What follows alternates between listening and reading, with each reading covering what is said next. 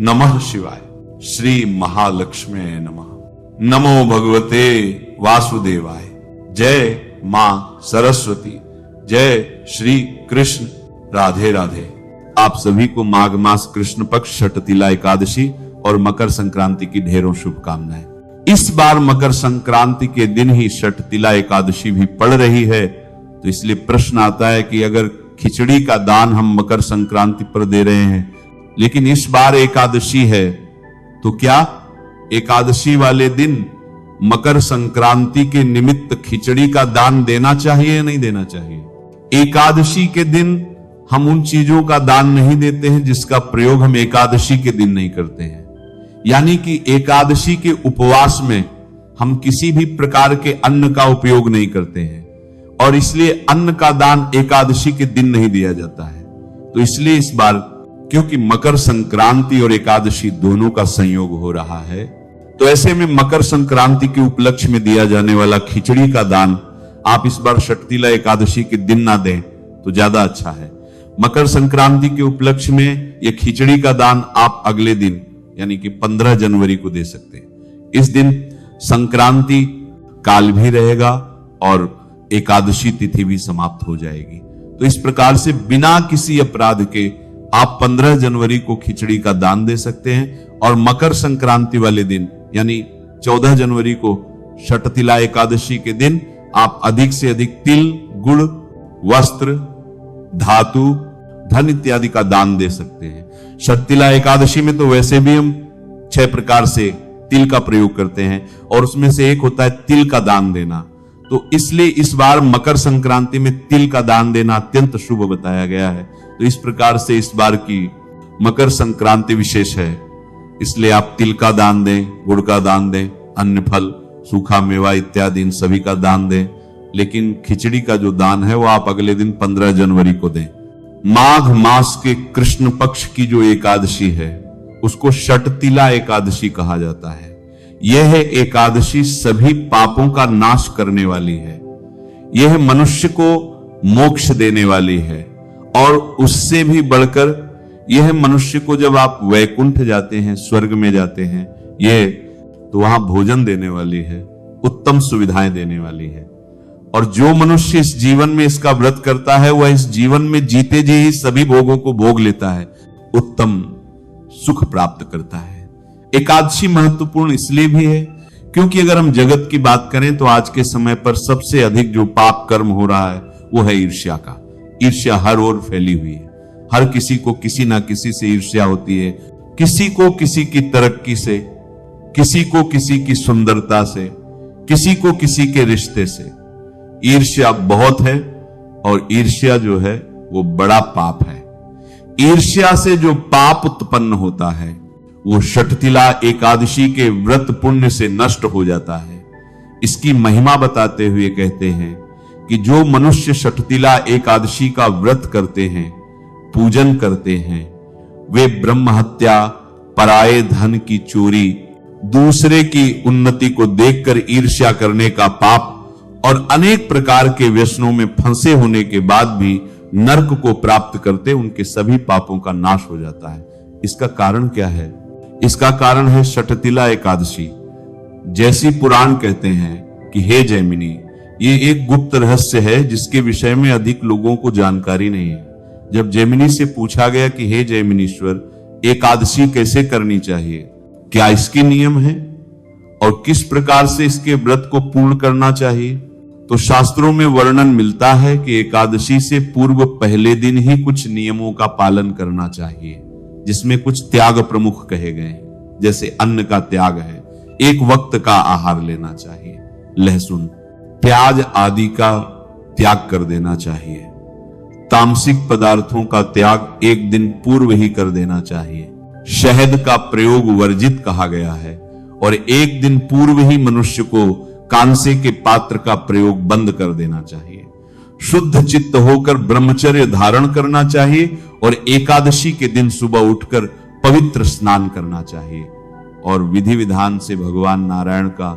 व्रत, पूजन, संकल्प, कथा, श्रवण आदि करना चाहिए, और रात्रि को जागरण करना चाहिए।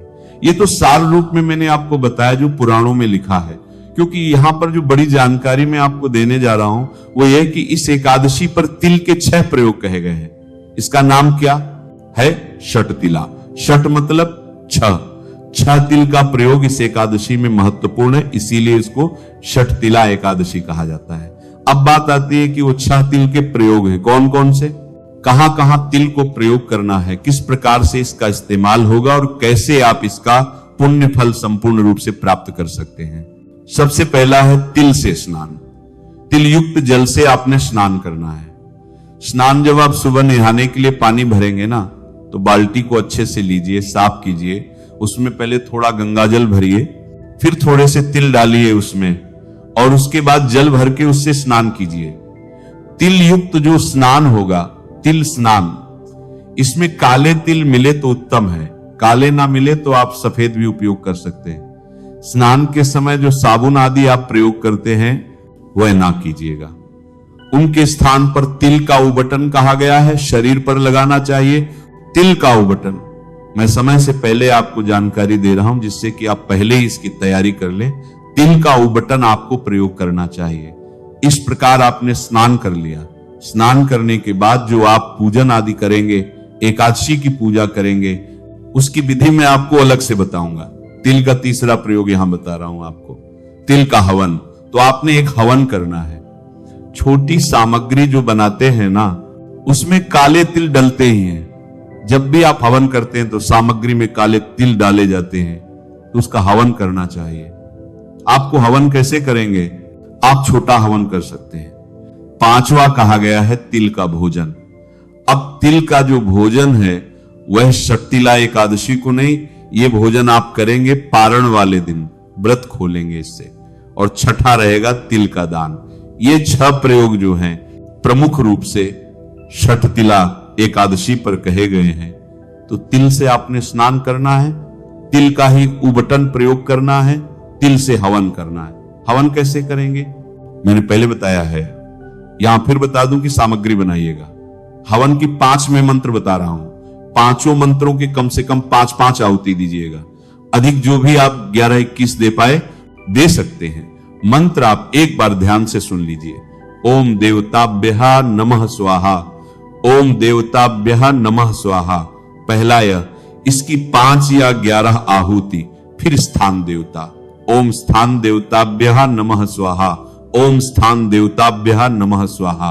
वही 5, 11 या 21 जितनी भी आहुति आप दे पाए उसकी देनी है। फिर आपके जो भी इष्ट देवता हैं उनका ध्यान करना है, उनका चित्र मन में बोलते हुए, उनकी सूरत मन में बसाते हुए, उनका ध्यान करते हुए आहुति देंगे।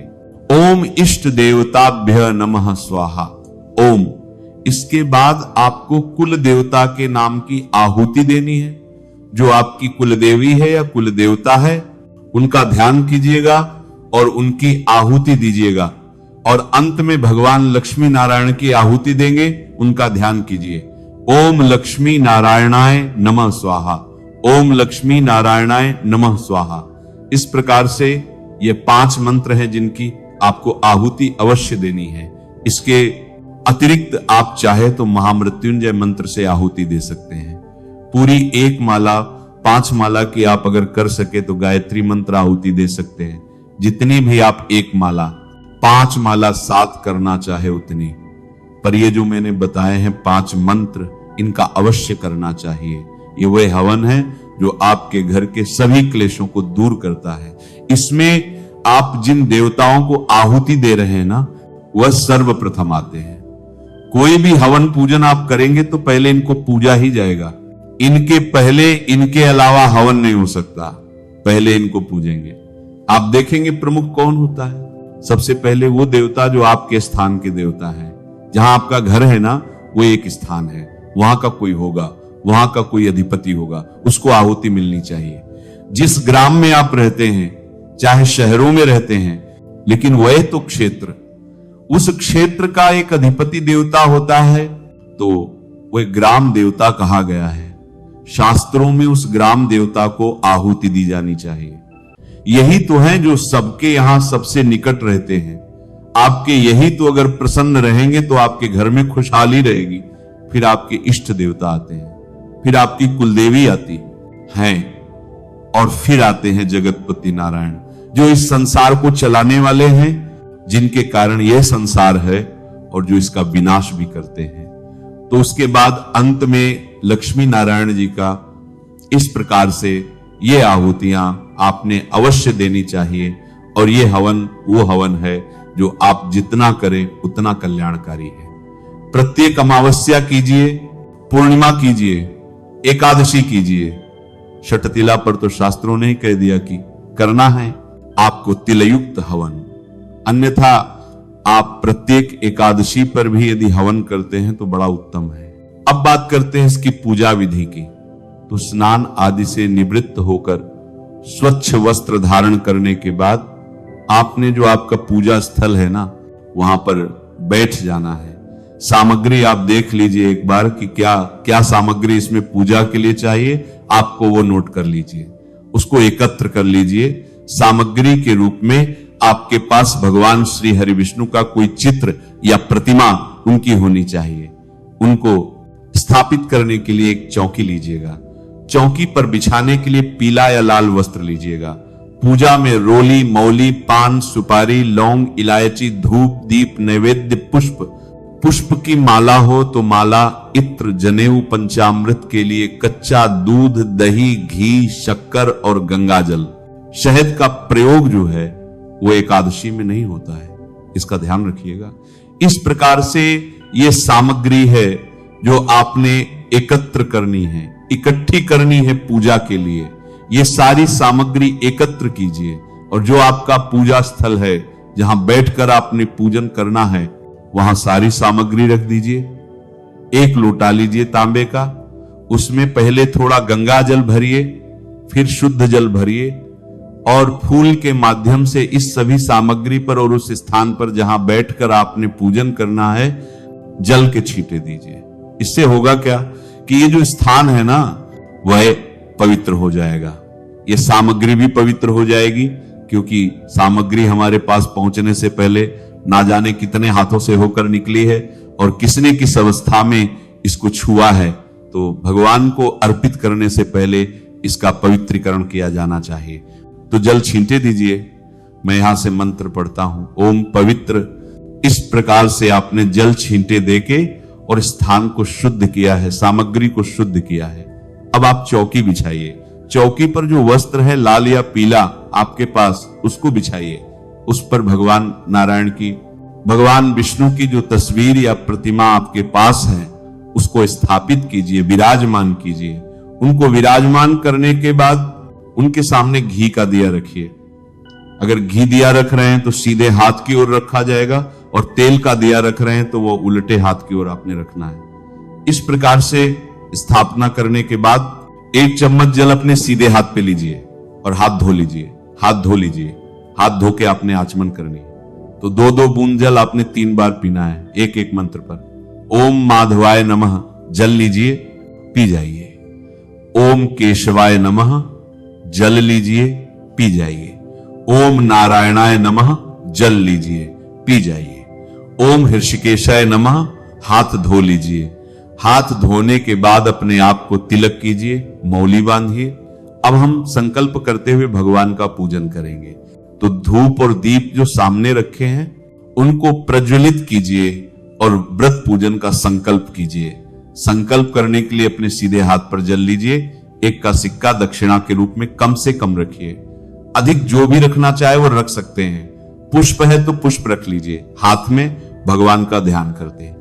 एक सी हाथ में बाद की साथ को लेकर भगवान का ध्यान करते हुए बोलिए श्री विष्णु, ओम श्री विष्णु, ओम श्री विष्णु। अपना नाम, अपना गोत्र, जिस स्थान पर बैठकर संकल्प कर रहे हैं वहां का मकान नंबर, क्षेत्र का नाम, शहर का नाम, माघ मासस्य कृष्ण पक्षीय एकादश्यां पुण्यतिथौ आयु आरोग्यता प्राप्ति सुख संपत्ति प्राप्त।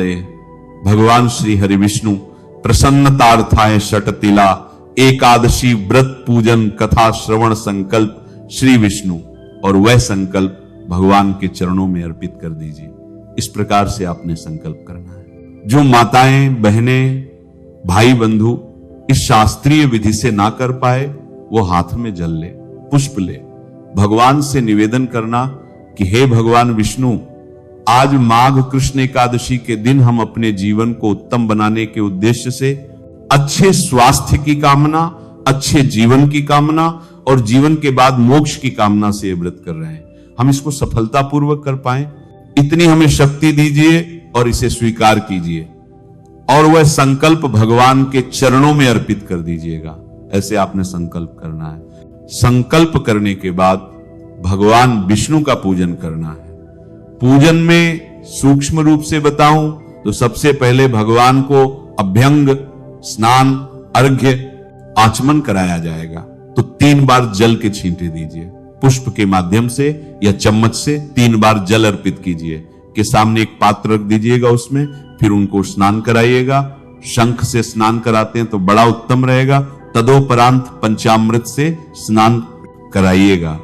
या आप तस्वीर पर पूजन कर रहे हैं तो पंचामृत को फूल पर लगा लीजिएगा और वो अर्पित कीजिएगा। ध्यान दीजिएगा, ये जो पंचामृत आप बनाएंगे ना, इसमें शहद नहीं प्रयोग होगा।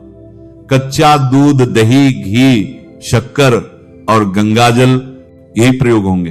पंचामृत अर्पित कीजिएगा। पंचामृत से स्नान कराने के बाद फिर भगवान को आप पुनः शुद्ध जल से स्नान कराएंगे। तो आप फूल के माध्यम से छींटे दीजिएगा, या प्रतिमा है तो आप शंख से नहला सकते हैं अच्छे से। जल से स्नान के बाद वस्त्र के रूप में मौली का एक टुकड़ा तोड़िएगा, वहां अर्पित कीजिएगा। इत्र के रूप में इत्र को जो है फूल पर लगा के चढ़ाइएगा। और यज्ञोपवीत जनेऊ होती है, जनेऊ अर्पित करने के लिए जनेऊ को पहले से तिलक कर लेना, फिर आप चढ़ा दीजिएगा। तिलक कीजिएगा भगवान को, तिलक करके पुष्प अर्पित कीजिए। फूलों की माला है तो माला पहनाइएगा, धूप दिखाइएगा, दीप दिखाइएगा। नैवेद्य के रूप में तिल से बनी हुई कोई मिठाई आपके पास हो वो अर्पित कीजिएगा और 1 चम्मच जल आचमन के रूप में अर्पित कीजिएगा। भगवान को तदोपरांत तांबुल, पान, सुपारी अर्पित करना। तांबुल क्या होता है? तांबुल होगा, पान का पत्ता लीजिए, उस पर 2 लौंग, 2 इलायची और 1 सुपारी रखिए, वो अर्पित कीजिएगा। हाथ जोड़ के नमस्कार कीजिएगा। जो दक्षिणा चढ़ानी हो दक्षिणा चढ़ाइएगा और फिर भगवान से प्रार्थना कीजिएगा जो आपकी कामनाएं हैं उनके लिए। तदोपरांत बैठ के और शांत चित्त होकर एकादशी की कथा सुनिएगा, क्योंकि इसका जो पारण होता है वह भी बड़ा ही महत्वपूर्ण होता है और एकादशी से अलग होता है। उठता है कि यह एकादशी जो है इसका व्रत कब किया जाएगा। इस एकादशी का व्रत किया जाता है माघ मास में, कृष्ण पक्ष की। जब एकादशी तिथि सूर्योदय के समय होती है, उस दिन एकादशी तिथि की शुरुआत हो रही है 13 जनवरी को शाम को 3:17 पर और यह समाप्त होगी 14 जनवरी को शाम को 5:52 पर। ऐसे में सूर्योदय के समय 14 जनवरी को एकादशी रहेगी और सायंकाल तक रहेगी। बड़ी उत्तम एकादशी है, तो 14 जनवरी को ही आप व्रत करेंगे, क्योंकि यह उत्तम व्रत है और सर्वोत्तम है। सभी को इसी दिन करना है 14 जनवरी को। और ध्यान दीजिएगा, इसी दिन इस बार मकर संक्रांति भी है। बड़ा दिन है, 14 जनवरी मकर संक्रांति और एकादशी दोनों एक साथ हैं। बहुत सारे शुभ योग भी बन रहे हैं। बुधवार का दिन रहेगा, 14 जनवरी को एकादशी का व्रत किया जाएगा और 15 जनवरी को आप पारण करेंगे। अब बात करते हैं कि जो आप व्रत पूजन करेंगे उसके लिए शुभ समय क्या रहेगा। बुधवार को पहला चौघड़िया उत्तम होता है, तो आप सुबह सूर्योदय से लेकर 3 घंटे के भीतर पूजन कर सकते हैं। सुबह 7:18 से लेकर 10:18 तक का जो समय है ये उत्तम समय है। इसी समय में आप पूजन करेंगे। भगवान विष्णु कहते हैं कि उनकी महिमा को जितना आप प्रसारित करेंगे उतना ही कल्याण होगा। भगवान विष्णु सब पर कृपा करें। एक बार आप सभी को फिर से षटतिला एकादशी और मकर संक्रांति की ढेरों शुभकामनाएं। नमः शिवाय। श्री महालक्ष्मी नमः। नमो भगवते वासुदेवाय। जय मां सरस्वती। जय श्री कृष्ण। राधे राधे।